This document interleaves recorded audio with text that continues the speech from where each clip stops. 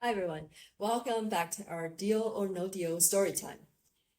In this episode, I would like to talk about what to do when you notice an inconsistency in your one family, two family designation for your brownstone. Now, recently we had a buyer who went into contract on a two family brownstone. Obviously, we checked, it was listed as a two family with the DOB, Department of Buildings. But then, shortly before closing, during a routine title search, two issues came back. One, this house does not have a CO or certificate of occupancy, which would normally show how many family this is. And then the second issue is the only paperwork that came back on this house was from way back in the 1800s and then again in the early 1900s.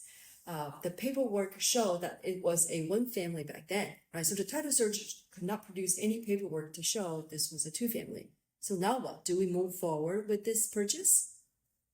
So we got our architect, expediter, and attorney all involved, right? So the result of the investigation is as following. First, it was okay to not have a CO, right? For a house that was built so early, it was not required to have a CO. Okay. However, this is only under the assumption that you don't make significant structural changes. If you do, you have to go get a new CO, and then you have to deal with the inconsistencies a little bit more.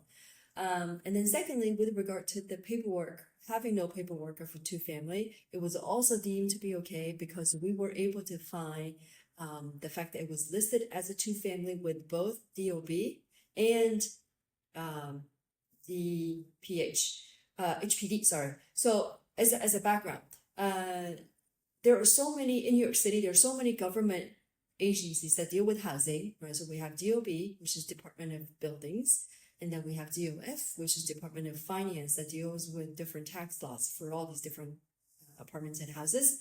And then we also have the HPD, which is Housing Preservation and Development, right? So each agency has its own record, which sometimes they're inconsistent. And unfortunately, this inconsistency happens more often than you think, right? So if you are in a situation where you notice some inconsistencies, first don't panic, and then get your professionals involved. A lot of times it's not as bad as you think. We'll see you next time.